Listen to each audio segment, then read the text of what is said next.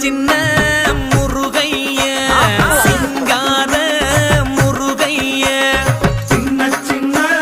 முருகைய சிங்கார முருகைய கொஞ்சி கொஞ்சி தமிழ் பேசும் செந்தில் பட்டி வேலனவ கொஞ்சி கொஞ்சி தமிழ் பேசும் செந்தில் பட்டி வேலனவ சின்ன சின்ன முருகைய சிங்கார முருகைய கொஞ்சி கொஞ்சி தமிழ் பேசும் செந்தில் பட்டி வேலனவ சுப்பிரமணிய சாமி என்பார் கார்த்திகேயன் என்பார்